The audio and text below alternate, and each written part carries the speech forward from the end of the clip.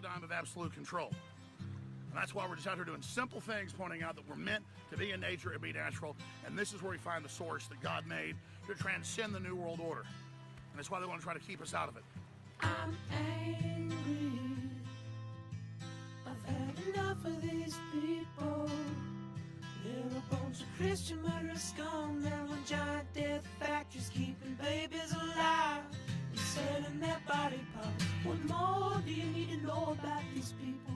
I go out and face these scum. They literally crawl out from under rocks. They have green looking skin and they run around screaming, we love Satan, we wanna eat babies. I have them on video.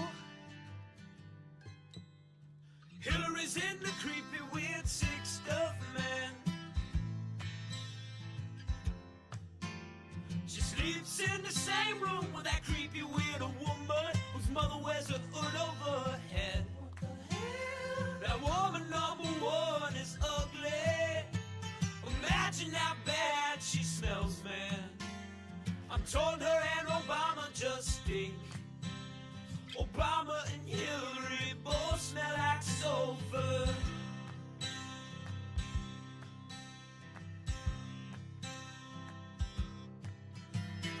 Literal vampire pot and the goblins are hobbling round coming after us. My spirit gets close to that evil and I feel it go.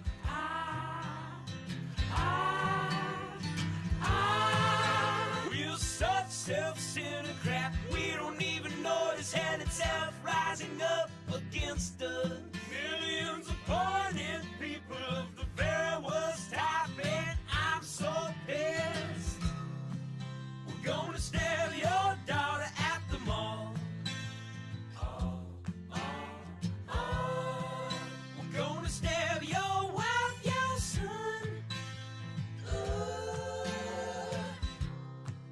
We're gonna stab you with a butcher knife, and then the police chief is gonna say, we love our Somalis, we love our Muslims. Oh, they're so good, oh, they're so sweet. I was watching Fox News as I worked out this morning.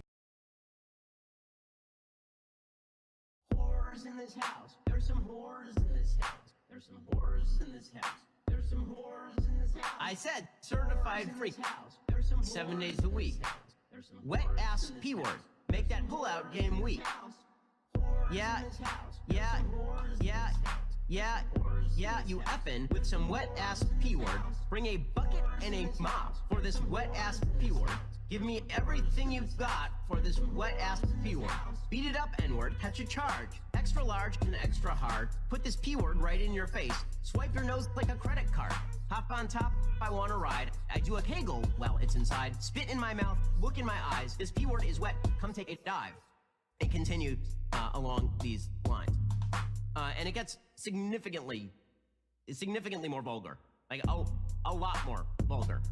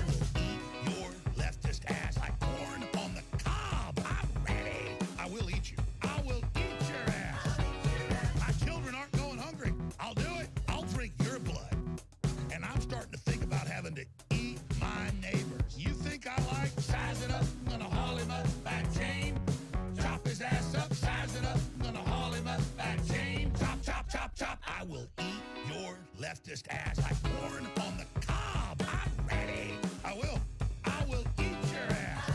I will eat your leftist ass like corn on the cob. I'm ready. I will eat you. I will eat your ass. I'll barbecue your ass flat.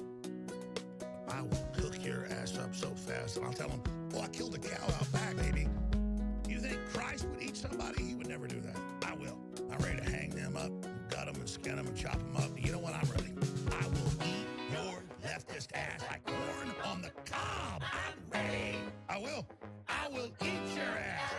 I will eat your leftist ass like corn on the cob. I'm ready. I will eat you. I will eat your ass.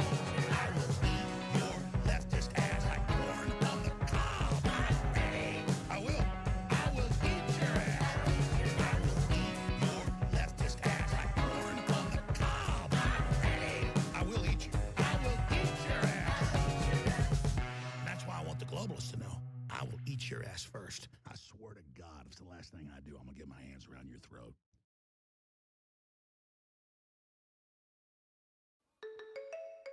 What rolls downstairs, owner and pairs, rolls over your neighbor's dog?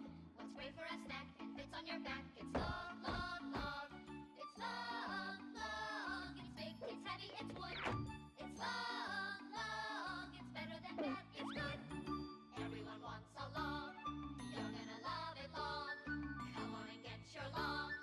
Everyone needs a long. Log from Blammo.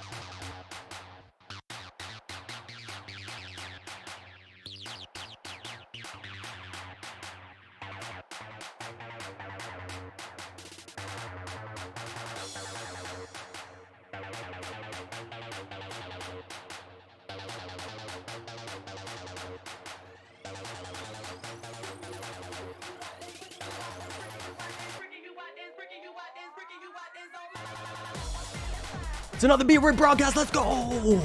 How's it going, chat? How you doing? How you been? Oh yes. It is another huge day for the stream, for the world. Oh my goodness. We're getting into a third. That's right. Third Trump indictment. It's gonna be crazy. We're gonna take a closer look, see what the facts are, what the testimony is, see if there's any cool parts of the story. Every time something like this comes out, there's always something crazy to the story. So I'm excited. I hope you're excited. It's a beautiful, beautiful day here in Montreal, Quebec. It is the 2nd of August. It's another Be Weird broadcast. And yeah, we're going to be taking, I got a bunch of clips lined up, a bunch of reactions. We got Hillary Clinton's reaction. Oh man, it's going to be ridiculous.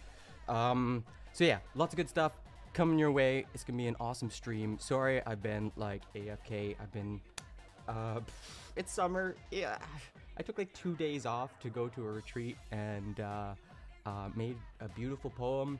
If you have time at the end of the stream, I'll show it to you. It's actually like a musical poem. It's very lovely. It's very beautiful. And then yeah, I'm got shows that I'm lining up. I'm hoping to live stream them. It would be cool to live stream it to this platform and also the Throw Poetry platform at the same time. So I might try doing that. And yeah, you'll be able to tune in on Twitch and check it out. Let's get this music going. And yeah, so I'm excited. It's gonna be a good stream. So yeah, the streams are gonna be kind of infrequent just because I got so much going on between the masters to paper and work and all else, but things are going pretty good. I'm actually enjoying going to work. It's crazy. I'm making cool stuff, and yeah, I don't know what to say. I just had to stream. Like, I should be reading and taking care of homework, I'm sure, but damn man, the third Trump indictment, shit, I gotta see this.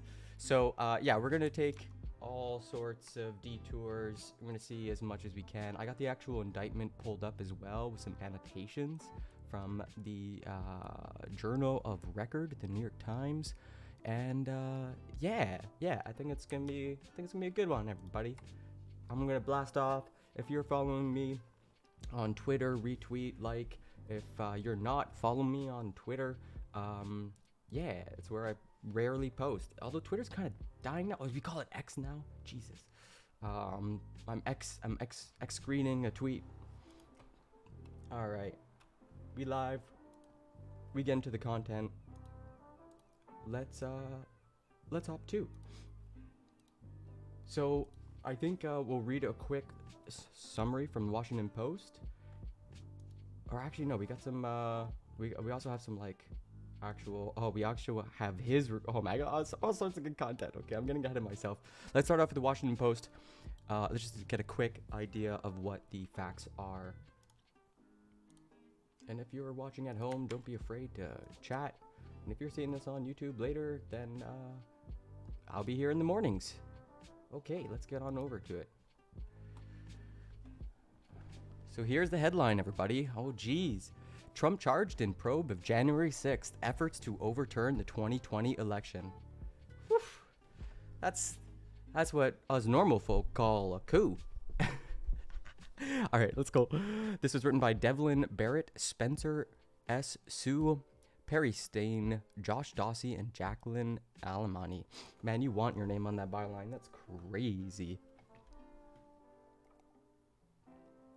Oh my God.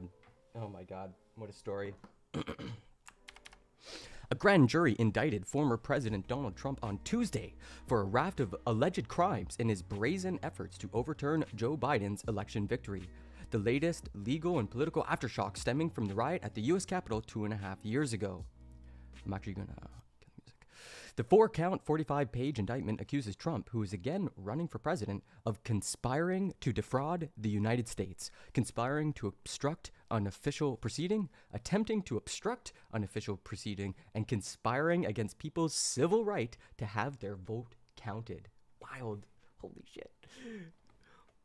The maximum potential sentence on the most serious charge is 20 years in prison. Yo, he's going to jail for life. He's going to spend the rest of his years in jail. Oh my God. The attack on our nation's capital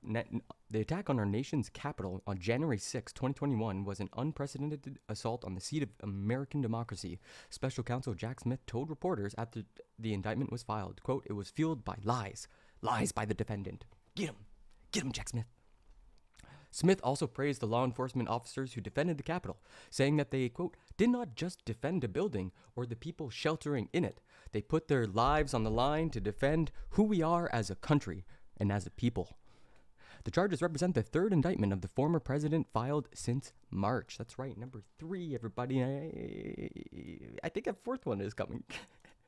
Setting the stage for one of the stranger presidential contests in history, in which a major party frontrunner may have to alternate between campaign stops and courtroom hearings over the next year and a half. Yeah, just your average normal Republican who's a crimer. He crimes, just does a little bit of criming.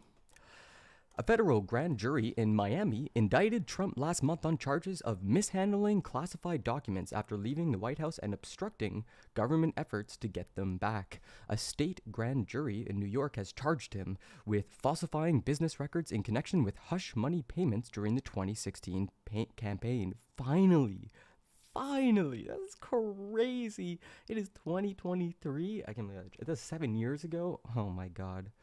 I remember learning that and being like, wait, isn't that a big deal? That he covered up the hush money? Like, isn't that a problem? That was 7 years ago. So now Stormy Daniels is a relic of history. Basically, we never hear about her anymore. Oh, don't do that. A state grand jury in Georgia is weighing whether to charge Trump for his efforts to undo the 2020 elections results there, and they really should. That one's like the way scarier one, because it's a state grand jury. Trump, who has pleaded not guilty in the documents case, denies all wrongdoing related to the 2020 election as well. His spokesman, Stephen Chung, accused the Justice Department of trying to interfere with the 2024 election by targeting the GOP frontrunner, and he compared the Biden administration to some of the worst authoritarian regimes in history. It's wild. Quote, "President Trump has always followed the law and the Constitution, with advice from many highly accomplished attorneys," Chung said in a statement that compared the Biden administration to Nazi Germany. Jesus Christ, where do they get these people? Quote, three years ago, we had strong borders, energy independence, no inflation, and a great economy. Today, we are a nation in decline. President Trump will not be deterred by disgraceful and unprecedented political targeting." You notice how they didn't, quote, give him, like, say the exact quote? They just, like, sort of summarized it, probably because it was just, like, so disgusting and heinous. It's like, let's just talk about it and around how he's, doing Godwin arguments. Tuesday's indictment paints Trump in late 2020 as a sore loser and an inveterate liar, willing to say almost anything to try to reverse his defeat at the hands of his Democratic rival. Quote, "Despite having lost, the defendant was determined to remain in power," the indictment charges, accusing Trump of unleashing a blizzard of false claims about purported mass voter fraud and then trying to get state, local, and federal officials to act to change the vote results. These claims were false, and the defendant knew that they were false, the indictment states. In fact, the defendant was notified repeatedly that his claims were untrue, often by the people on whom he relied for candid advice on important matters, and who were best positioned to know the facts, and he deliberately disregarded the truth. End quote. The former president was ordered to appear in federal court in Washington on Thursday. The case was assigned to U.S. District Judge Tanya S. Chutkan, a 2014 Obama appointee and a former D.C. public defender. Now, the things I've been hearing about this judge... Do we have a picture of her? Do we have, Apparently, she has been the harshest when it comes to January 6th.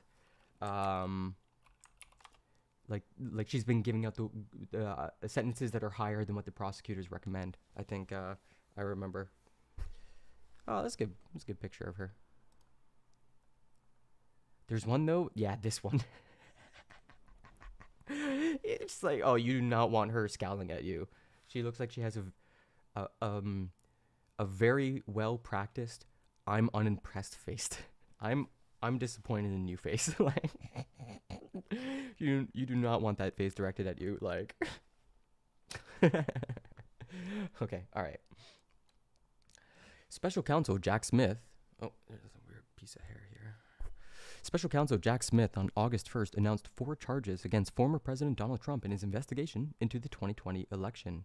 While Trump's legal woes have grown exponentially in recent months, he has only solidified his early lead over the field of 2024 GOP presidential contenders. There's not even a shot. I think it's like he's got 50, 60, polling at like 70%, and then, you know, DeSanctimonious or Meatball Ron is polling at like the 20s or something. House Speaker Kevin McCarthy, an ardent Trump supporter, issued a statement criticizing the Justice Department, claiming that the indictment was an effort to, quote, attack the frontrunner for the Republican nomination, end quote, and distract the public from stories about President Biden while his son Hunter is trying to plead guilty to tax charges. It's also pretty great. Just what a great moment in history. There's so much normal things happening. In broad strokes and specific scenes, the indictment recounts much of what was already known about Trump's efforts to stay in the White House despite losing the election, actions that were the focus of extensive hearings last year by a House Select Committee investigating January 6th. The indictment frames that conduct as a criminal conspiracy to demolish a bedrock function of American democracy, the peaceful transfer of political power. It's like often said that politics is like how we do nonviolence. If we didn't have politics, we would be doing the violence in Minecraft. No one else is charged alongside Trump, but the indictment describes 6 unnamed co-conspirators who appear to be in significant legal jeopardy. Smith said the investigation was ongoing. At the top of that list is Rudy Giuliani, the former New York mayor and former lawyer for Trump. He appears in the indictment only as co-conspirator 1, but his identity is clear from the document's descriptions of that person's actions. Good job, Washington Post. You put it together. Most of the other uncharged co-conspirators are identifiable based on details in the indictment and previous reporting by Washington Post and other outlets. That reporting shows that co-conspirator 2, described in the indictment as, quote, an attorney who devised and attempted to implement a strategy to leverage the vice president's ceremonial role overseeing the certification proceeding, is John Eastman. And we've talked so much about John Eastman here on this channel just because his name is going to be just like written in fire and brimstone in like the books of American history. Bad guy. So yeah, it'd be good, like, while we're going through and the indictment ourselves, we'll know who co-conspirator 1 and 2 is. Rudy Giuliani, fucking asshole, and John Eastman, the worser of the two. The indictment describes co-conspirator 3 as, quote, an attorney whose unfounded claims of election fraud Trump himself said sounded crazy, a description that matches Trump ally Sidney Powell. Ooh, let's go. Co-conspirator 4 is described as a then Justice Department official who, quote, attempted to use the Justice Department to open sham election crime investigations. What? That's when I knew I was going to be streaming this. When I saw that line, I was like, holy shit, there's somebody on the inside? Like, what? Other details of that person's actions match Jeffrey Clark, whom Trump considered appointing as Attorney General in the final days of his administration. Why is this a new name for me? Searched by federal agents. Look at that guy. Look at his shiny head. That guy seems like he'd want to do a legal coup. Co-conspirator 5 is described in the indictment as a lawyer who tried to implement a plan, quote, to submit fraudulent slates of presidential electors to obstruct the certification proceeding, end quote. A reference that appears to match Kenneth Chesebro. Chesebro? Cheese, bro. Cheese. Chesebro. I don't know how to say that. Chesebro. A Trump attorney who worked on the scheme involving false presidential electors. So I guess he was kind of like helping out the different states to submit these false electors. Chesebro. Oh man. Oh jeez. Oh jeez. It's all happening. Okay, I remember this guy. Yeah. Man, it's like... Is the former Trump communications director. And Oh, I don't press want to listen to secretary. these people, though. I can't. Look at this soulless stares. I can't. We have better stuff, hopefully, lined up. Just that one guy on the left. I can't remember his name for some reason. Eastman attorney Charles Burnham said in a statement that Eastman is not involved in any plea bargaining and would decline any such invitation, casting Trump's indictment as an effort by the Biden administration to attack a political opponent and, quote, cast ominous aspersions on his close advisors, end quote. Attorneys for other uncharged co-conspirators did not respond to requests for comment Tuesday night. An attorney for Powell declined to comment, and Giuliani questioned the basis for the allegations. That's awesome. Robert Mintz, former federal prosecutor now in private practice, said an unindicted co-conspirator is, by definition, someone prosecutors already believe has committed a crime. Quote, there are many reasons why prosecutors refer to unindicted co-conspirators, some of them evidentiary and some of them strategic, but is most often used to send a strong message to a potential defendant who the prosecution wants to turn into a cooperating witness, but who is holding out. I don't know why I said it like that, but who is holding out. So yeah, basically saying like Jack Smith is trying to tell Trump, like, yo, I am trying to flip your closest attorneys and the heat is on. You better see if you can keep them close. Quote, it is essentially like being in the on-deck circle for the superseding indictment in that prosecutors are no longer deciding if they can bring charges, but only if they want to. Ooh, bring the hammer down. Tuesday's indictment says Trump used private phone calls, memos, and other meetings to pressure his vice president, Mike Pence, to help him overturn the election. There were at least 4 calls before January 6th, the indictment says, including a call on December 25th and 2020 and one on New Year's Day.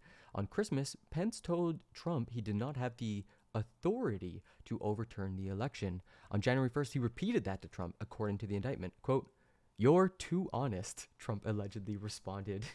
That's crazy. American democracy saved by the honesty and integrity of Mike Pence. Wild. Pence rejected Trump again on January 3rd, according to the indictment.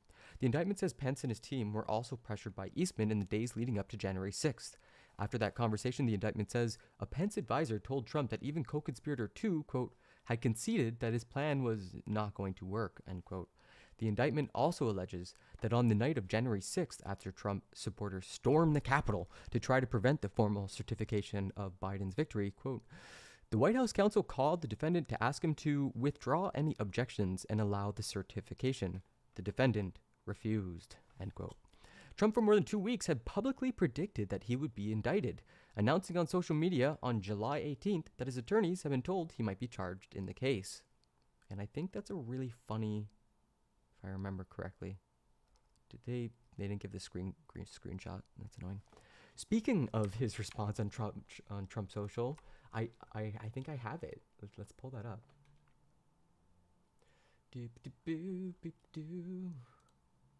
And we also got some reactions from some Trump supporters, which should be good. Here it is. I hear that deranged Jack Smith, in order to interfere with the presidential election of 2024, will be putting out yet another fake indictment of your favorite president, me.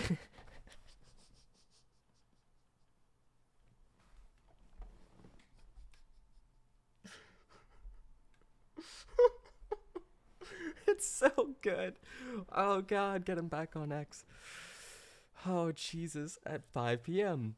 Why didn't they do this 2.5 years ago? Why did they wait so long? Because they wanted to put it right in the middle of my campaign. Prosecutorial misconduct. Holy shit, that's funny. Oh, my God. I can't even. Is that real? August 1st? Every time I'm shocked. Oh my God. Me.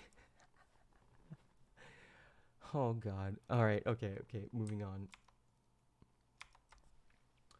I'm just gonna give this a little pause. I think we got some more stuff to take a look at. I'm gonna get into the indictment right away. We got Garland, the Attorney General. Let's see what he had to say. Speaking now. Engaged in what has become the largest investigation in our history. In November last, I appointed Jack Smith, a special counsel, to take on the ongoing investigation in order to underline the department's commitment to accountability and independence. Mr. Smith and his team of experienced, principled career agents and prosecutors have followed the facts and the law wherever they lead. Any questions about this matter will have to be answered by the filings made in the courtroom. Thank you. National line down about this affecting 2024 election. Okay, didn't really say very much there, and I think there is also we got actual the man himself. So let's hear him. Let's see what he had to say. And let's pause to listen to Jack Smith as he addresses reporters. Good evening. Today, an indictment was unsealed, charging Donald J. Trump with conspiring to defraud the United States, conspiring to disenfranchise voters, and conspiring and attempting to obstruct an official proceeding. The indictment was issued by a grand jury of citizens here in the District of Columbia, and it sets forth the crimes charged in detail. I encourage everyone. Is that my computer, or did he turn into a robot? What just happened there? And it sets forth the crimes charged in detail. I encourage everyone to read it in full. The attack on our nation's capital on January 6th, 2021 was an unprecedented assault on the seat of American democracy. As described in the indictment, it was fueled by lies.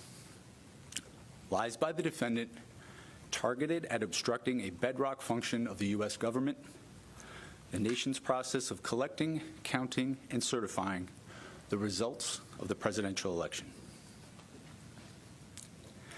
The men and women of law enforcement who defended the U.S. Capitol on January 6th are heroes. They are patriots, and they are the very best of us. They did not just defend a building or the people sheltering in it. They put their lives on the line to defend who we are as a country and as a people. They defended the very institutions and principles that define the United States. Since the attack on our Capitol, the Department of Justice has remained committed to ensuring accountability for those criminally responsible for what happened that day. This case is brought consistent with that commitment. Oh, And our I turned it down a little bit, but how you been? Investigation of other individuals continues.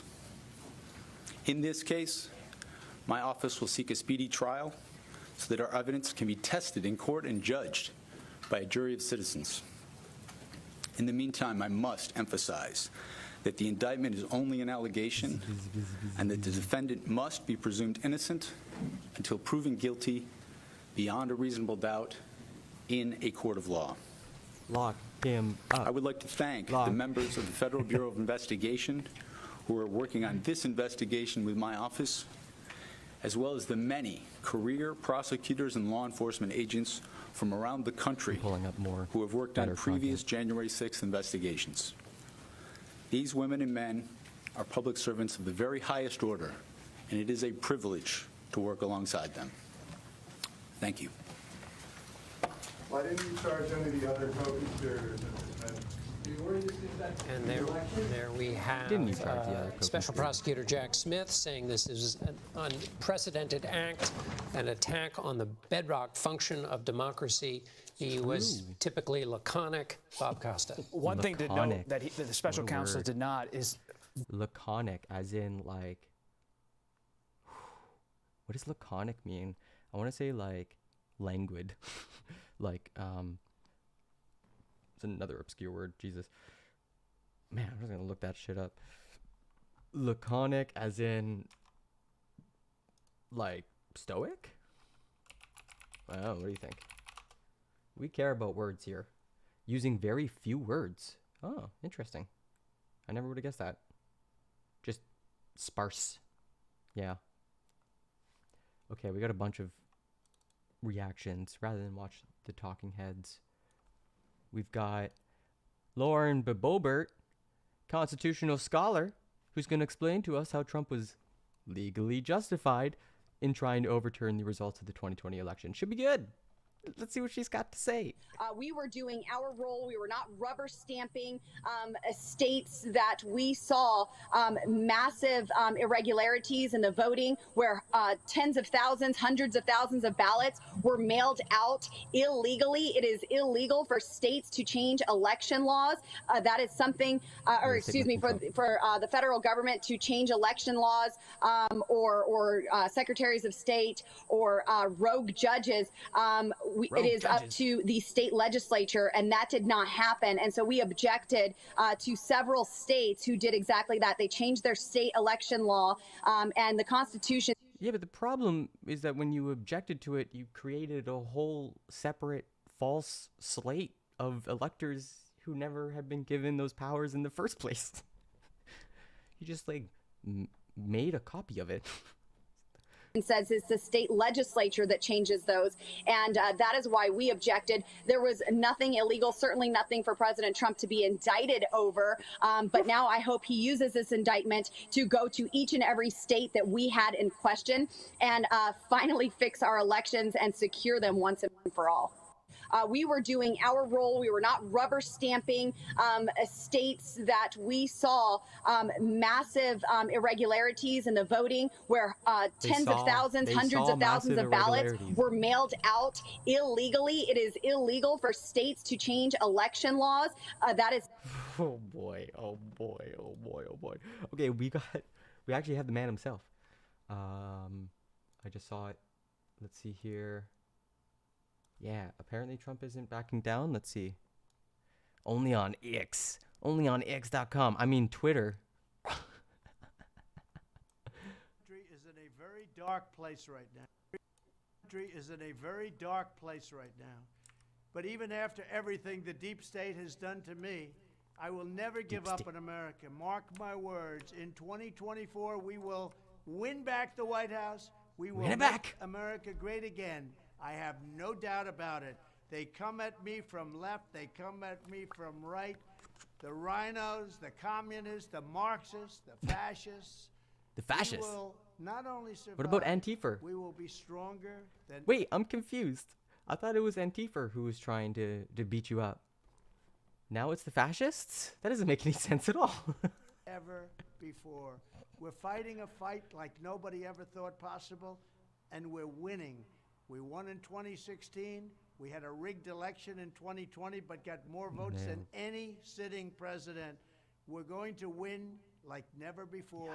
Yikes. And we're going to make America great again. Great again, MAGA. I really say, I believe, better than ever before. Thank you for all of your support and for all of your prayers. So he just reasserts that it's a rigged election, which is basically one of the major. That's the defraud American part. That's the. Oh man, I'm not ready for 2024, you guys. I think 2024 is gonna be hard. It's gonna be hard on the psyche. It's gonna be just a little tough. Okay, we're skipping on the Talking Heads. We watched that. I have some other stuff in background. Yeah, that was ridiculous. Yeah, this guy's worried. He has some... Colin from Portsmouth. Colin from Portsmouth is on the line. Colin from Portsmouth is on the line. Hello, Colin. I'm disgusted, Anthony. Absolutely disgusted with how they're treating Donald Trump. Oh, you're not taking news of his indictment well, Colin. If Donald Trump is found guilty for breaking the law, that means any one of us could be convicted if we did a crime. Well, it's a dangerous precedent for democracy, Anthony. These lefty lawyers are looking at the rule books and coming at anyone who does something wrong. Do you think it's political, Colin, prosecuting people who break the law? Of course it's political, and it's terrifying. I would have fought in 2 world wars if I'd been born slightly earlier, and I didn't have nearly fought in them for this. No. You know, Anthony, I'm glad we've cut right back on police in this country, or we could be convicted for anything. Theft, arson. Fraud? No, not fraud, Anthony. No. Thankfully, fraud conviction rates are going down. You've got to have some freedoms. I tell you what, you know who I feel sorry for? Who do you feel sorry for, Colin? I feel sorry for all those who supported him. When Michael Gove stood with him with his thumb up like he'd been allowed in the cockpit to have a picture with the pilot, and all the other people who said he was great. I fear if Donald Trump is convicted, those people are going to look like right wallies. And whose fault is that? Lefty bloody lawyers, that's who. They should be locked up for even trying to lock him up. Anyway, Anthony, thanks for having me on. Love to the family. Love to the family, Colin. Love to Makes a lot of sense to me. I mean, isn't MAGA stand for Make Attorneys Get Attorneys?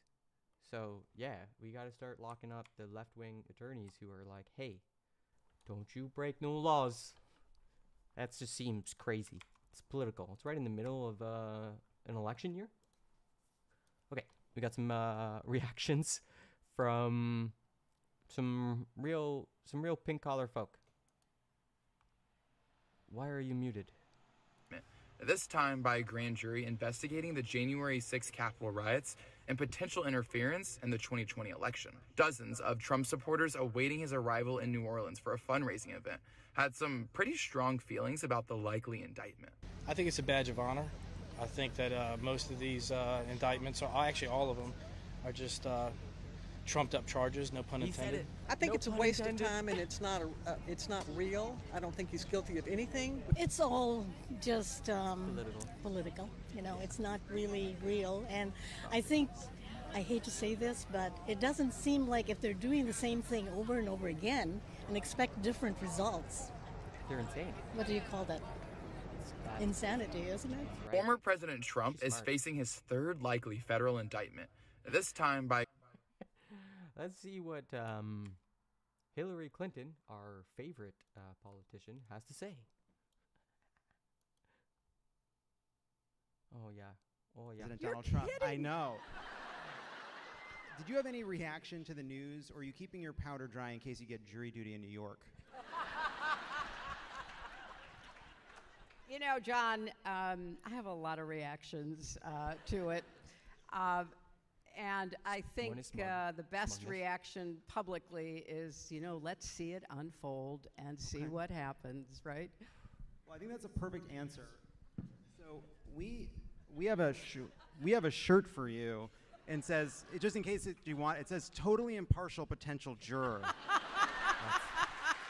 And we thought, you know, you don't have to wear it, but just in case. This is so great. I love this. It's like a totally chill thing to wear Yeah. at jury selection. But, you know, you even put his nickname for me down at the bottom, Oh, yeah. Crooked. yeah, that's perfect.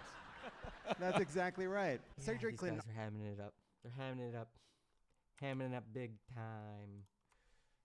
Okay, so let's check this out. Office.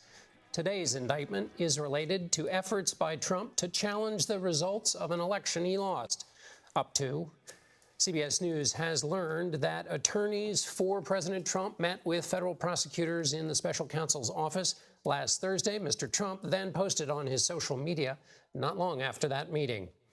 And he wrote, "My attorneys had a productive meeting with the DOJ this morning, explaining in detail that I did nothing wrong, was advised by many lawyers, and that an indictment of me would only further destroy our country."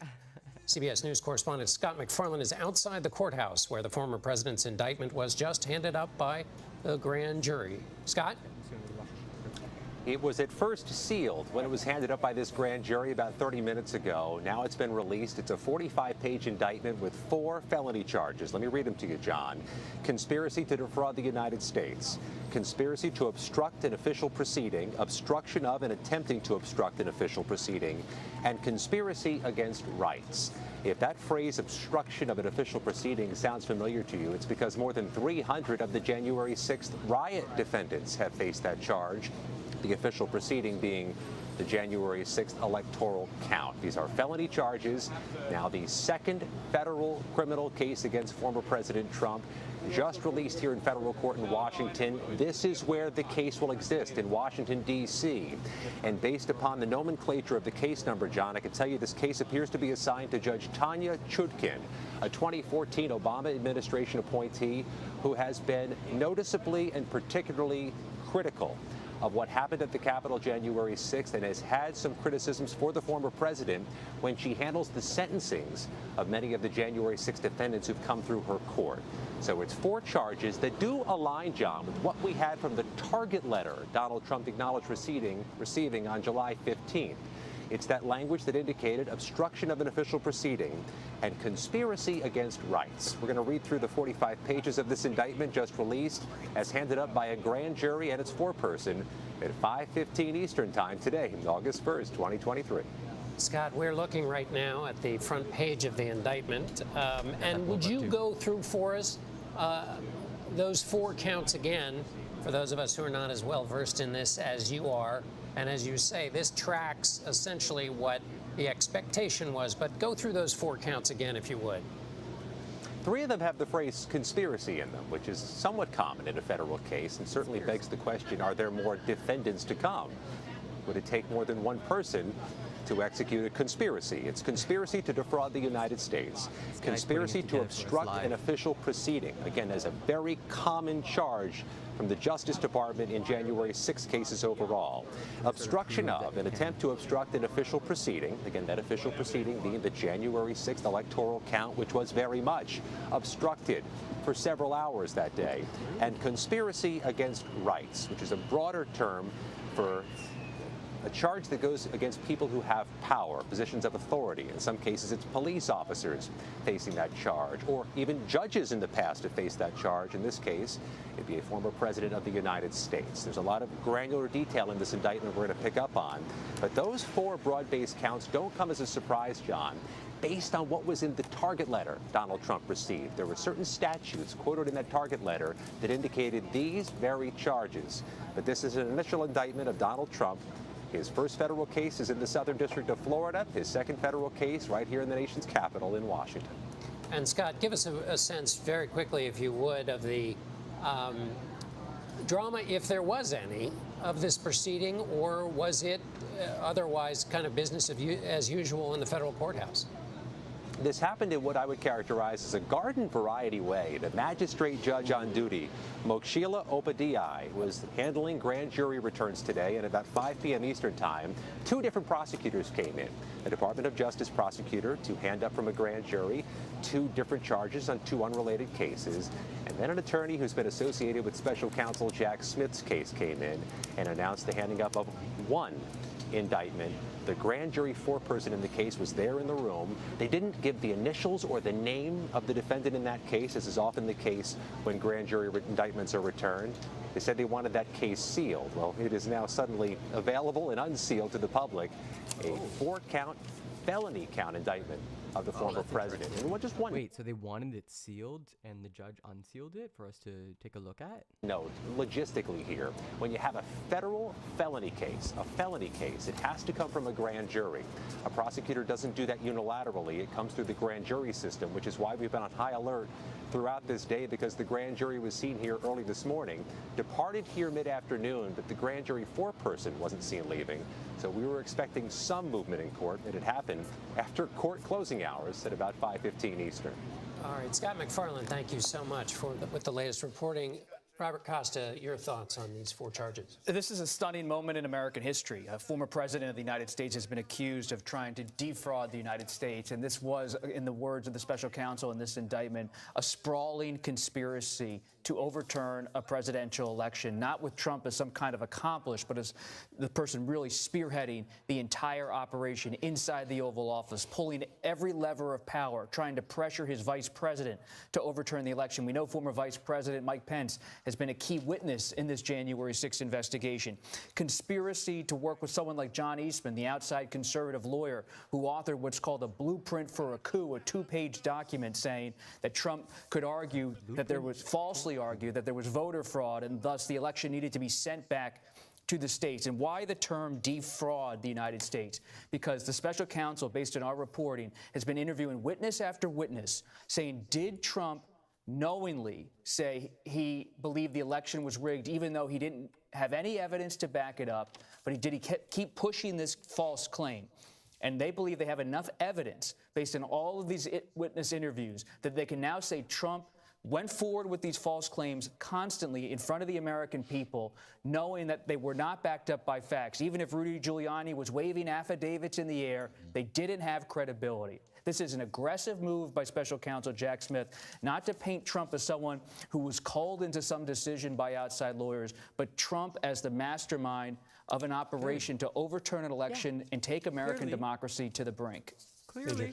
So the indictment says the former president of the United States spread lies, that he knew that they were lies, and the things that he was saying, not only he had reason to know, but actually knew were false. And to pick up on Bob's point, that makes the former president the central actor in the greatest crisis played out on live television about the peaceful transition of power in our country's history. And the indictment holds him to account. And it's also reflective, we should point out, of criminal referrals made by the January 6th committee. The first two referrals it made were obstruction of an official proceeding, and number two, conspiracy to defraud the United States. Those were the first two of the recommendations that came from the House Select Committee on January 6th, and they are reflected in this indictment. And that's probably coming from the conversations between Sidney Powell and all that testimony we heard from one of Trump's attorneys who sort of gave a bunch of testimony to the January 6th Select Committee. The former president has said, well, I got lots of advice from lawyers. You're the president of the United States. You are the singular person who either can set this in motion or stop it. This indictment and the available record, public and otherwise, indicate and confirm he was the central actor, he set it in motion, and now the law and the facts will try to hold him accountable. I can't imagine it otherwise. I was just the president. I was just doing what the lawyers told me to do. I didn't have any power in this situation. Most powerful man on the planet. Jeff Begay's Jack Smith will speak at 6 o'clock this evening, we're being told. What do you make of this indictment? Well, let me first talk about what we're expecting from Jack Smith, if you don't mind. Obviously, we're not expecting a lot. You've seen him before. He doesn't say a lot, barely smiles. That picture is pretty accurate there. But if you look at this indictment, this is built on the backs of the 1,060 people who've been arrested, charged, convicted so far in the nearly 31 months since January 6th. There were a lot of people early on who thought, oh, there's no way they're going to charge a former president. Well, of course, if they believe he is the ringleader. And that's what you see in this indictment. There's a lot of work that has been going into this, not only by the special counsel's office, but also the U.S. attorney here in D.C. who has prosecuted all these people who followed the orders of the former president's supporters, as well as the president himself, come to Washington, D.C. They did. Some of them came armed. And of course, we saw what happened, and 1,000 of those people, and there are going to be more. That investigation hasn't ended. This one hasn't really ended either. There's more to come. There's some breaking news. Trump, the campaign, has responded. This whole indictment now, these series of indictments come in the middle of a presidential campaign. Trump's the Republican frontrunner in the 2024 race, and he is calling this, through his campaign tonight in his statement, election interference. And he's saying the Department of Justice is weaponized. And let me just read you one sentence from the statement from the Trump campaign to understand how the stakes are being laid out by Trump. I remember talking about this earlier, how I was reading about coups and how they function in democracies and stuff. I think how democracies die, and what was the other book? The Next Civil War by Stephen Marsh. It was talking about how once a society has a coup, it's just more likely to have more coups. It's one of those things. If you've had 0 coups, you're probably not going to have a coup anytime soon. But if you've had even one, probably likely to have a second, and therefore a third, fourth, fifth, sixth, seventh. And the reason was because once the political system sort of once the public loses the faith that there's a legal system separate from the political system, and they see the legal system as a political one, which, look at SCOTUS and its recent decisions, then you can't prosecute bad actors. You can't go after criminals because it's just seen as political. It's just, it's another thing about the crooked Democrats. So even though it's almost certainly true that Trump conspired to overthrow the election to maintain his power. This is a story as old as time, I'm sure, since the first stirrings of democracy. It doesn't really matter because there's enough people who are in on the take who are just going to see the system as political and corrupt. So that's the end of it. And now, like, politics is no longer the arena of nonviolence. Trump and his allies. The lawlessness of these persecutions of President Trump and his supporters is reminiscent of Nazi Germany in the 1930s, the former Soviet Union, and other authoritarian dictatorial regimes. So this is not just a response to a legal proceeding. This is a politically charged and historically dramatic moment with real gravity for what this country can endure in terms of American democracy. Will America when make something's it? being compared by the Republican frontrunner to something that occurred in Nazi Germany, all while the investigation, as Jeff said, continues apace. The former president has cornered the political market on florid language, especially when he's in duress. But that doesn't make it legitimate, and it doesn't make it true. To call something election interference when you are being held to the legal account of this country for interfering in the peaceful transfer of power is not only ironic, it is a form of psychological projection.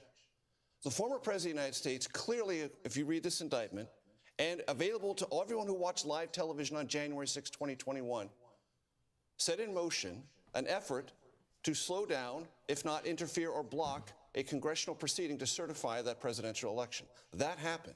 Yeah. To hold him and anyone associated with him to account legally for all time in our nation's history is not the act of an authoritarian regime. Scott McFarlane. Oh boy. There's some comments on Reddit that are kind of interesting. This is from the new Tony Bennett. Defendant knew that they were false. This means Jack has direct evidence that Trump knew the things he claimed were 100% incorrect. This means some very important people talked, likely at length, and from what I understand, it might be a bunch of contemporaneous notes that Mike Pence took, like, oh, we had a conversation about this is what we said, yada, yada, yada, and that's how the case is going to be built. This is from the comment again. Oh, wow, holy shit, Jack came prepared. Quote, the defendant had a right, like every American, to speak publicly about the election and to even claim, falsely, that there had been outcome determinative fraud during the election and that he had won, end quote. And the guy's like, bro, he's shitting on one of the potential defenses that Trump was allowed to within the scope of being the president to lie. Jack is like, yeah, you totally were within your right to lie about the election, which is pretty interesting. I don't know, it's crazy. And to go through every possible legal maneuver, like the 60 odd cases that they lost, or 59 or whatever. Quote, shortly after election day, the defendant also pursued unlawful means of discounting votes and subverting the election results. In doing so, the defendant perpetrated 3 criminal conspiracies: conspiracy to defraud the United States of America, conspiracy to corruptly obstruct, and a conspiracy against the right to vote and have one's vote counted. Yeah, this is good. Oh man, there's more. Let's switch back though while I read it. Has the latest on when former President Trump will show up. Scott?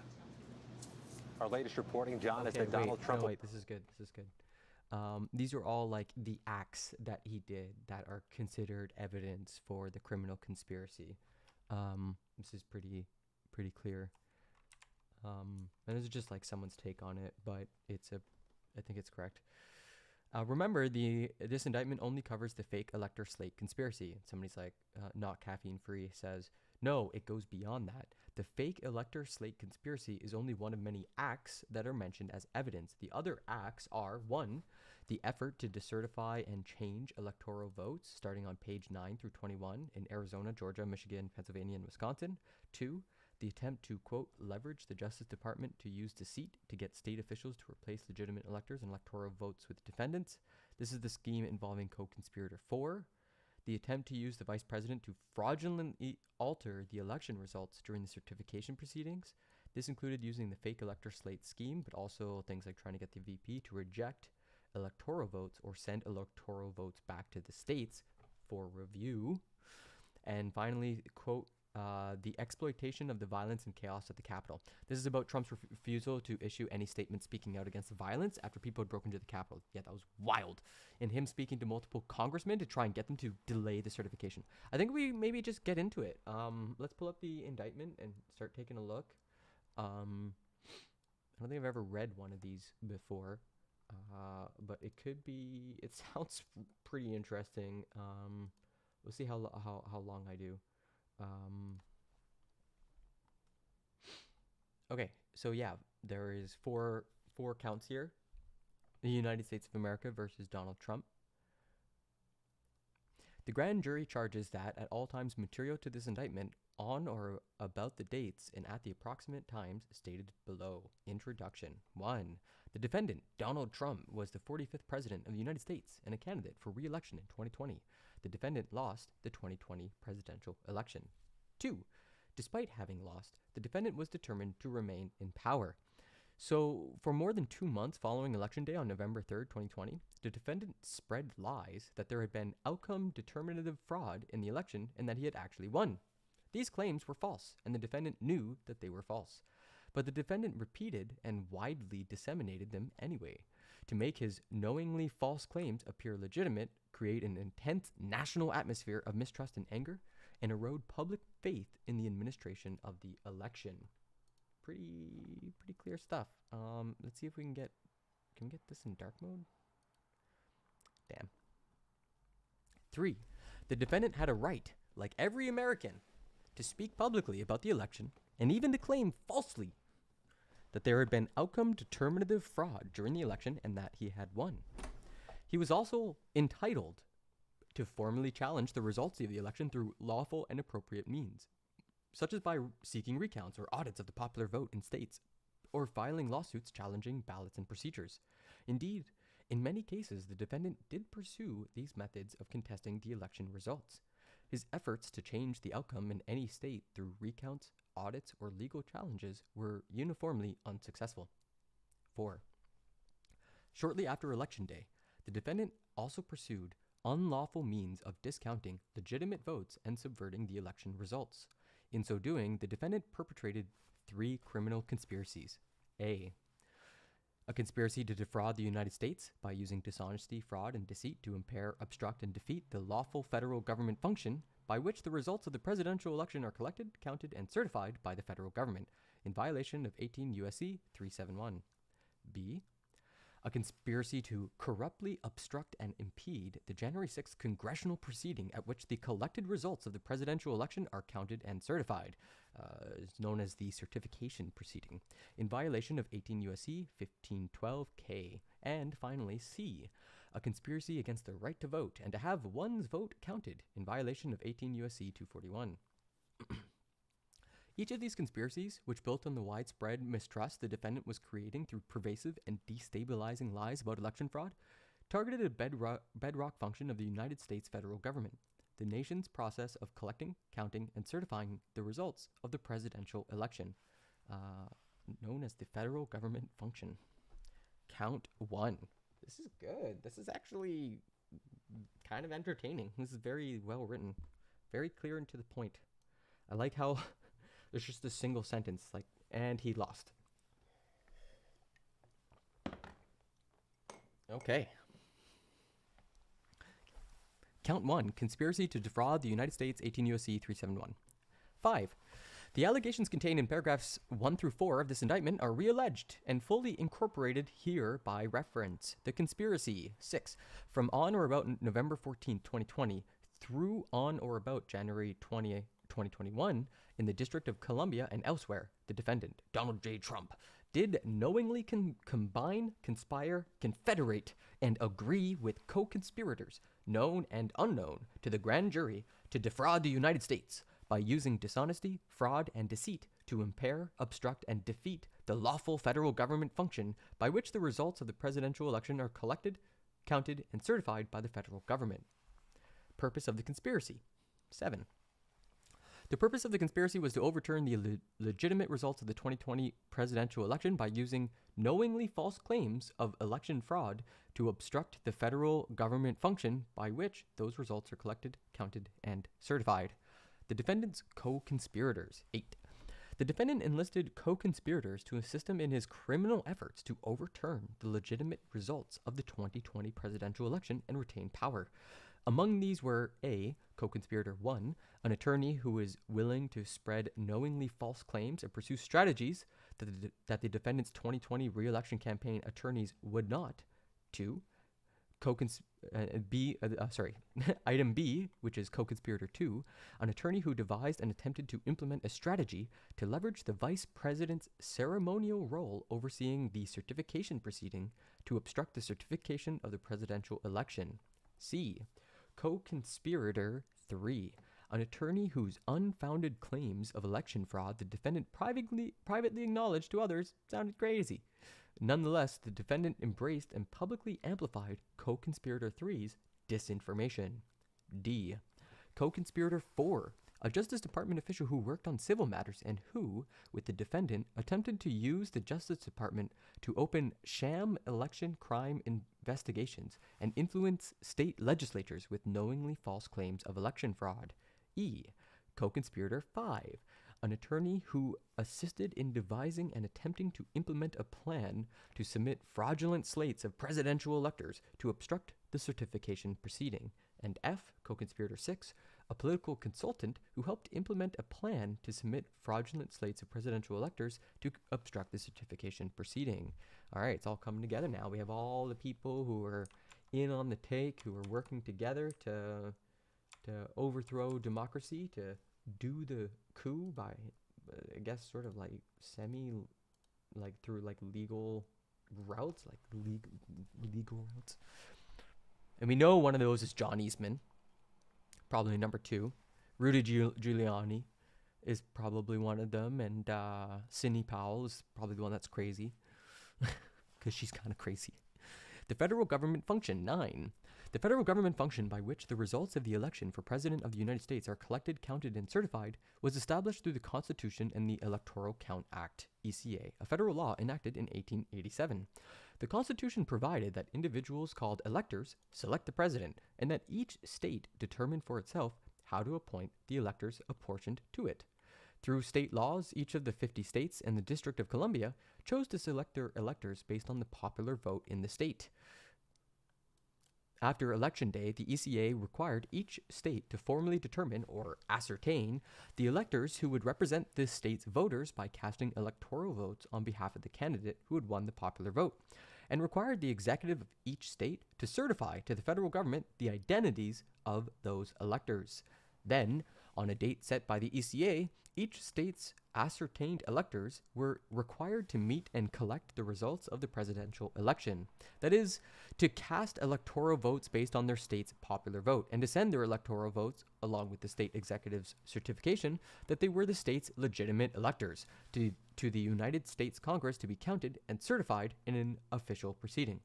Finally, the Constitution and ECA required that on the 6th of January following Election Day, the Congress meet in a joint session for a certification proceeding, presided over by the Vice President as President of the Senate, to count the electoral votes, resolve any objections, and announce the result, thus certifying the winner of the presidential election as President-elect. This federal government function, from the point of ascertainment to the certification, is foundational to the United States democratic process, and until 2021 had operated in a peaceful and orderly manner for more than 130 years. That sentence goes so hard. Yeah. So this is all the stage. This is setting the stage. Like the legal context in which all of the fraudulent actions, how the coup was formulated in a legal way. Wink and a nod. Okay, manner and means. 10. The defendant's conspiracy to impair, obstruct, and defeat the federal government function through dishonesty, fraud, and deceit included the following manner and means. A. The defendant and co-conspirators used knowingly false claims of election fraud to get Let's try again. A. The defendant and co-conspirators used knowingly false claims of election fraud to get state legislatures and election officials to subvert the legitimate election results and change electoral votes for the defendant's opponent, Joseph Robinette Biden Jr., to electoral votes for the defendant. That is, on the pretext of baseless fraud claims, the defendant pushed officials in certain states to ignore the popular vote, disenfranchise millions of voters, dismiss legitimate electors, and ultimately cause the ascertainment of and voting by illegitimate electors in favor of the defendant. Yikes, that's a scary paragraph. B. The defendant and co-conspirators organized fraudulent slates of electors in 7 targeted states: Arizona, Georgia, Michigan, Nevada, New Mexico, Pennsylvania, and Wisconsin, attempting to mimic the procedures that the legitimate electors were supposed to follow under the Constitution and other federal and state laws. This included causing the fraudulent electors to meet on the day appointed by federal law on which legitimate electors were to gather and cast their votes, cast fraudulent votes for the defendant, and sign certificates falsely representing that they were illegitimate electors. Some fraudulent electors were tricked into participating based on the understanding that their votes would be used only if the defendant succeeded in outcome determinative lawsuits within their state, which the defendant never did. The defendant and co-conspirators then caused these fraudulent electors to transmit their false certificates to the vice president and other government officials to be counted at the certification proceeding on January 6th. Whew! Wow, it's crazy to think about that. With the first impeachment hearing, there was this odd like doppelganger effect or mirroring where Trump's attorneys were arguing one thing in Congress and another thing, the exact opposite thing in a courtroom, just down the street, like a federal courtroom. That always stuck with me as just like this bizarre moment in American history. And now there's this doppelganger, meeting on the same day. It's weird. It's so strange. Such an American form of legal fascism. It's crazy. C.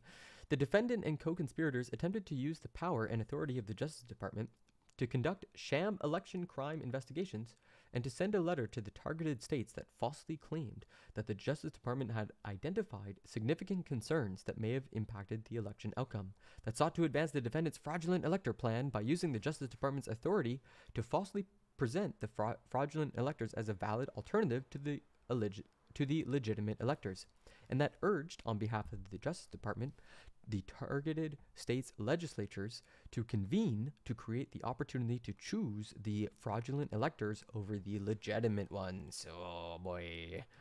He pressured the DOJ to make it work. D. The defendant and co-conspirators attempted to enlist the vice president to use his ceremonial role at the January 6th certification proceeding to fraudulently alter the election results. First, using knowingly false claims of election fraud, the defendant and co-conspirators attempted to convince the vice president to use the defendant's fraudulent electors, reject legitimate electoral votes, or send legitimate electoral votes to state legislatures for review rather than counting them.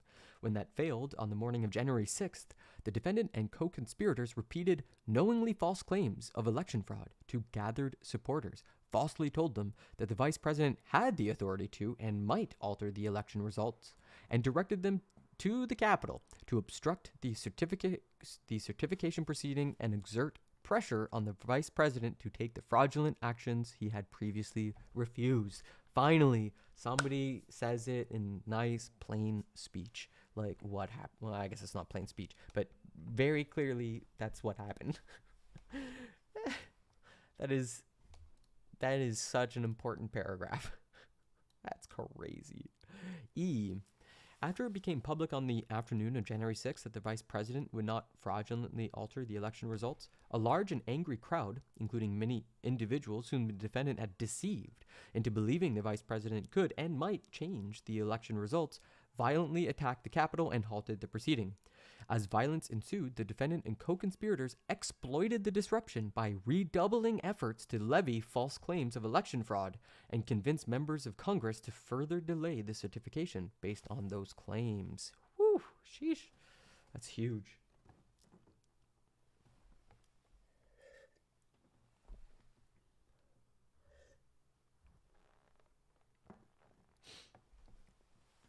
the defendant's knowledge of the falsity of his election fraud claims. 11. The defendant, his co-conspirators, and their agents made knowingly false claims that there had been outcome-determinative fraud in the 2020 presidential election. These prolific lies about election fraud included dozens of specific claims that there had been substantial fraud in certain states, such as that large numbers of dead, non-resident, non-citizen, or otherwise ineligible voters had cast ballots, or that voting machines had changed votes for the defendant to votes for Biden. These claims were false, and the defendant knew that they were false. In fact, the defendant was notified repeatedly that his claims were untrue, often by the people on whom he relied for candid advice on important matters, and who were best positioned to know the facts, and he deliberately disregarded the truth.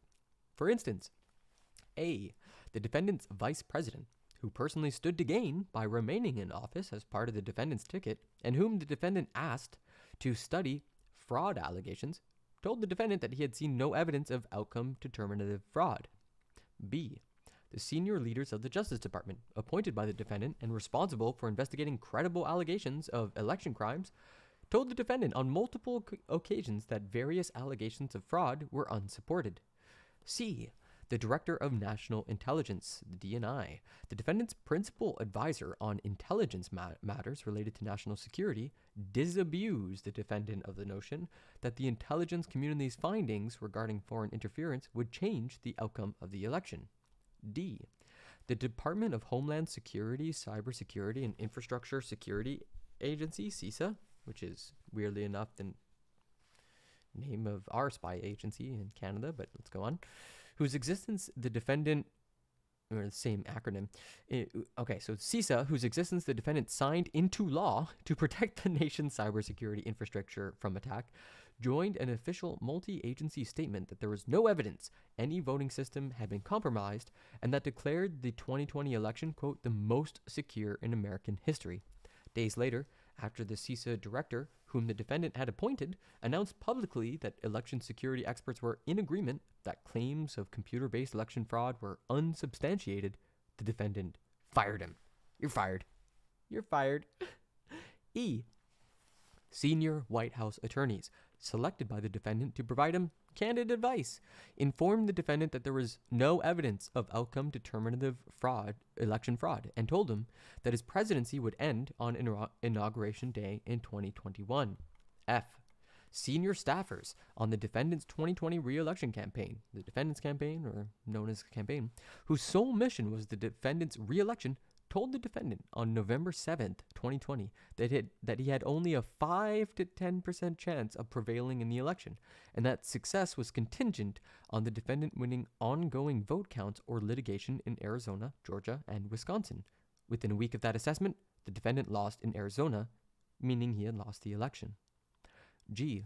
State legislators and officials, many of whom were the defendant's political allies, had voted for him and wanted him to be reelected, repeatedly informed the defendant that his claims of fraud in their states were unsubstantiated or false, and resisted his pressure to act based on them. H. State and federal courts, the neutral arbiters responsible for ensuring the fair and even-handed administration of election laws, rejected every outcome-determinative post-election lawsuit filed by the defendant, his co-conspirators, and allies, providing the defendant real-time notice that his allegations were meritless. It's like not a single person took him seriously. No one on his side, no one in the courts, like, holy cow. 12. The defendant widely disseminated his false claims of election fraud for months, despite the fact that he knew, and in many cases had been informed directly, that they were not true. The defendant's knowingly false statements were integral to his criminal plans to defeat the federal government function, obstruct the certification, and interfere with others' right to vote and have their votes counted. He made these knowingly false claims throughout the post-election time period, including those below that he made immediately before the attack on the Capitol on January 6th. A. The defendant insinuated that more than 10,000 dead voters had voted in Georgia. Some of these sentences are just so jarring. Just 4 days earlier, Georgia's Secretary of State had explained to the defendant that this was false. B.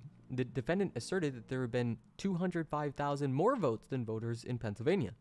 The defendant's acting attorney general and acting deputy attorney general had explained to him that this was false. C. The defendant said that there had been a suspicious vote dump in Detroit, Michigan.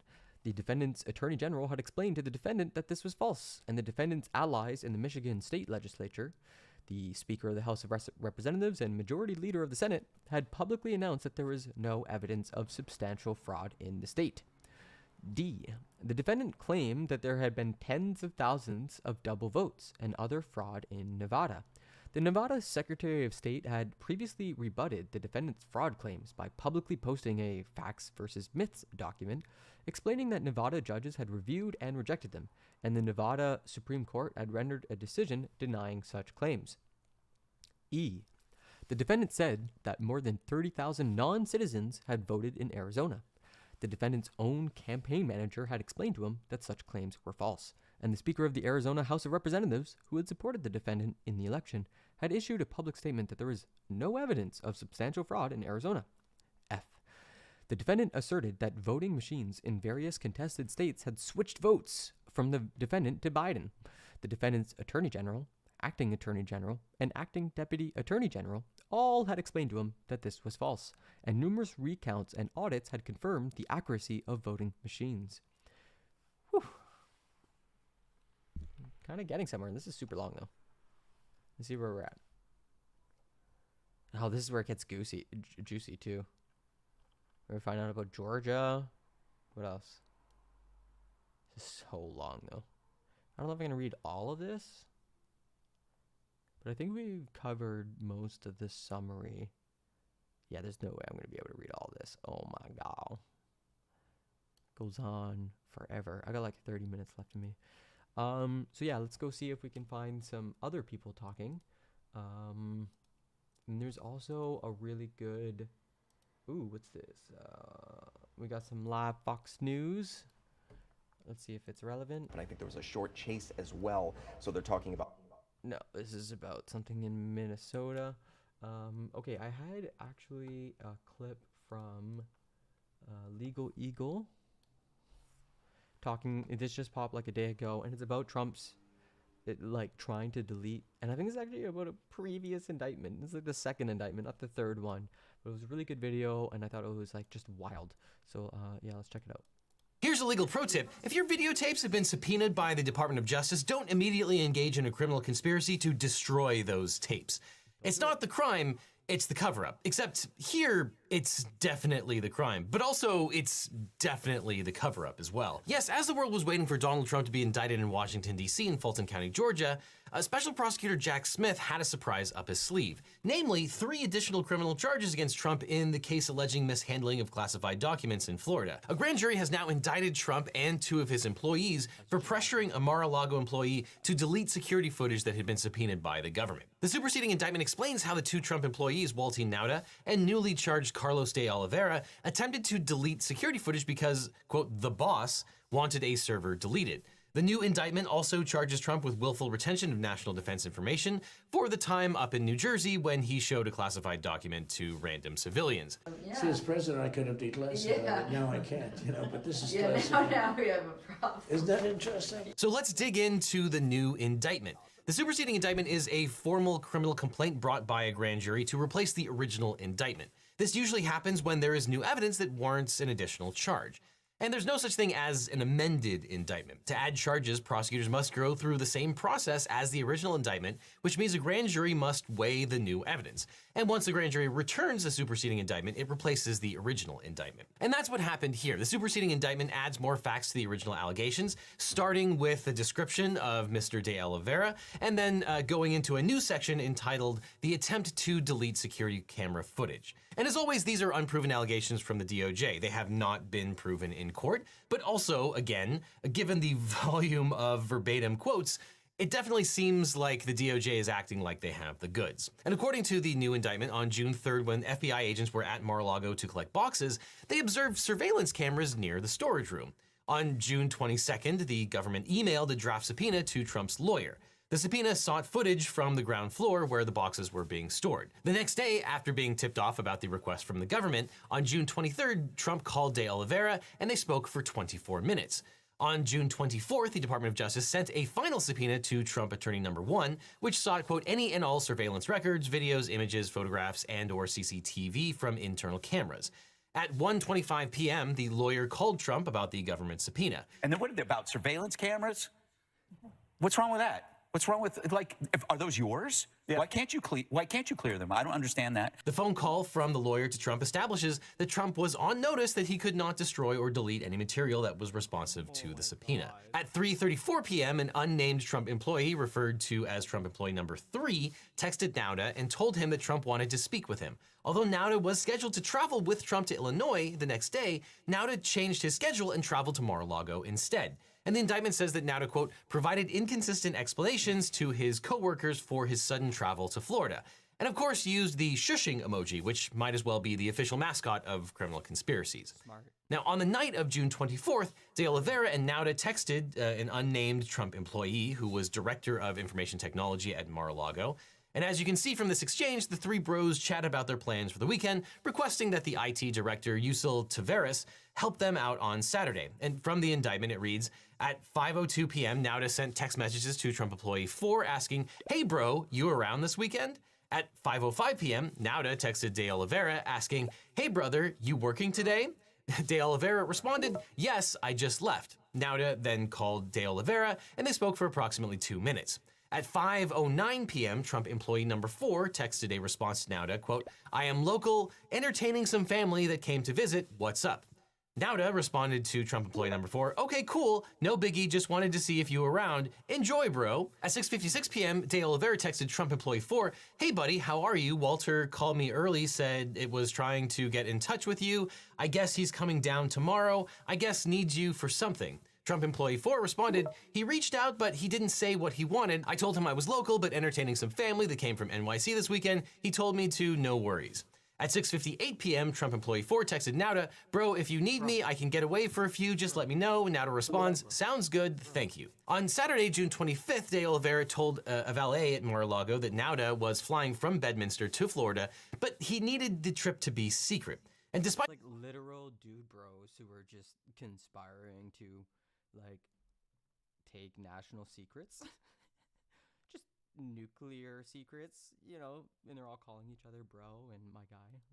the very QT nature of this project, De Oliveira couldn't help but tell the valet that Nauta had tapped De Oliveira to do an important job. Talk with the IT director about how long security footage was stored. And shortly after Nauta arrived on June 25th, he and De Oliveira went to Mar-a-Lago. They entered the security booth where the security videos are shown on monitors. The two defendants took flashlights into the tunnel where the storage room was located, pointing out the security cameras, which presumably recorded their little excursion pointing out the cameras, which was probably really handy for the prosecutors when they presented this evidence to the grand jury. Now, on Monday, June 27, 2022, De Oliveira summoned the IT director to a basement tunnel and then walked with him to an audio closet near the gold and white ballroom, which we've talked about and made fun of. Classic picture. Absolutely a classic picture. Like, I just don't know how these people can be this stupid. It's like stupid Watergate doesn't even come close. At length here. Now, De Oliveira told the employee that, quote, the conversation should remain between the two of them, and that obviously clearly worked here, but he asked the employee how long the servers retained the surveillance footage. When the IT director said 45 days, De Oliveira told him to delete the video. Quote, De Oliveira told the employee the boss wanted the server deleted. The IT director, quote, responded that he would not know how to do that and that he, quote, did not believe he would have the rights to do that. The IT director said he would need to hear from one of Trump's business security guys from the Trump organization to fulfill that request. De Oliveira repeated that, quote, the boss wanted the server deleted. De Oliveira then said, what are we going to do? Now, this is pretty obvious, but given that the IT director, Tavares, is not named in the indictment and is the only other witness besides De Oliveira to some of these conversations, it probably means that he's cooperating with the DOJ and is providing testimony. And a bit of advice, if someone ever tells you to delete files at work, regardless of whether there is an actual known federal investigation at your workplace, your answer should be, can you please put that request in writing? No one will ever know. No one will ever know. You sent me to shred the records of off-book hush money and illegal intimidation. So after this exchange with the IT director, De Oliveira did know what to do. He called up Walt Nauta. And after a text and a chat, Nauta texted De Oliveira, on my way to you. De Oliveira traipsed through the bushes to meet up clandestinely, he thought, with Nauta at an adjacent property. De Oliveira then hiked back through the bushes at Mar-a-Lago and went to the IT office before returning to the other property to meet Nauta. again through the bushes. And then later that day, Trump called De Oliveira and they had a 3-minute phone conversation. In July of 2022, the government got some of the footage that was in response to the subpoena. And on August 8th, the search warrant was served. And then the indictment goes on to explain what might be witness tampering. Paragraph 91, just over 2 weeks after the FBI discovered classified documents in the storage room in Trump's office, on August 26, 2022, Nauta called Trump Employee 5 and said words to the effect of, "Someone just wants to make sure Carlos is good." In response, Trump Employee 5 told Nauta that De Oliveira was loyal and that De Oliveira would not do anything to affect his relationship with Trump.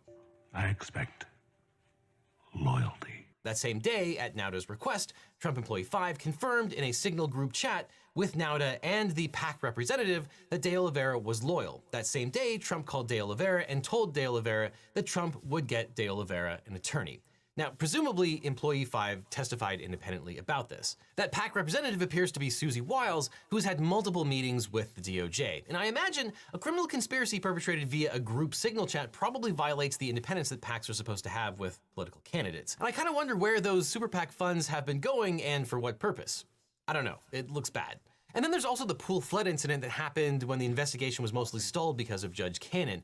It appears that De Oliveira was the one who drained the pool at Mar-a-Lago, which Did they edit on a little? That's actually really funny. subsequently flooded the room where the surveillance logs were stored last October, and that would suggest that the flooding was potentially an intentional part of Trump's cover-up. Now, we can't be sure, but Legal Eagle has acquired exclusive video footage of those employees attempting to bypass the server's security measures to erase inculpatory evidence.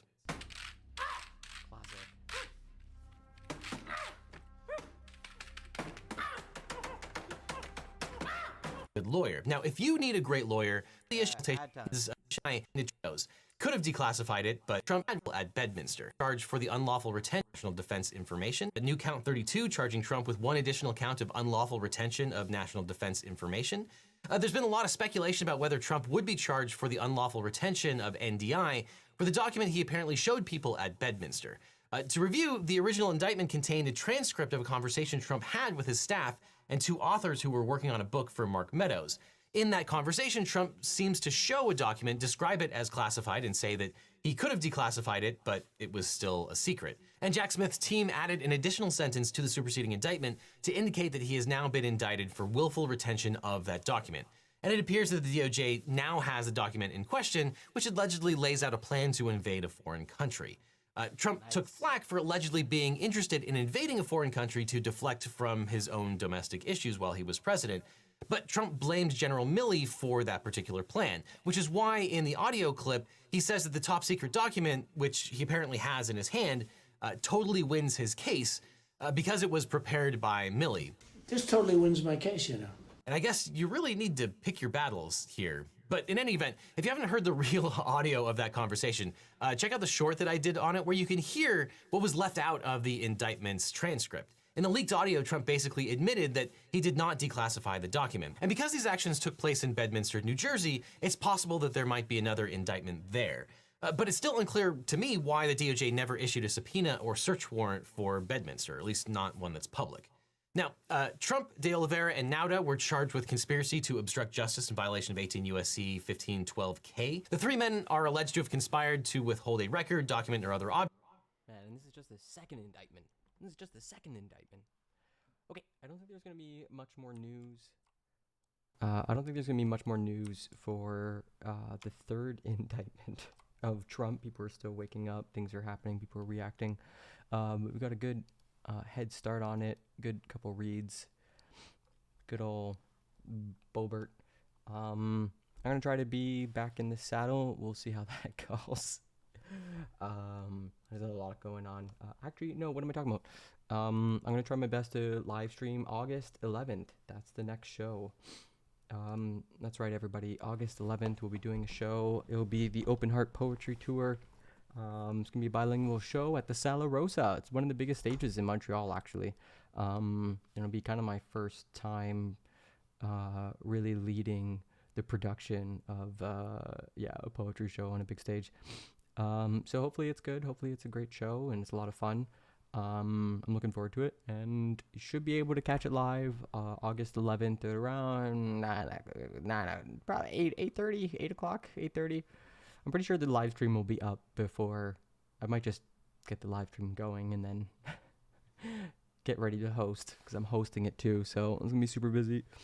But I hope you had a good time. Hope you enjoyed the stream. I'll see you later. I gotta get ready for work, and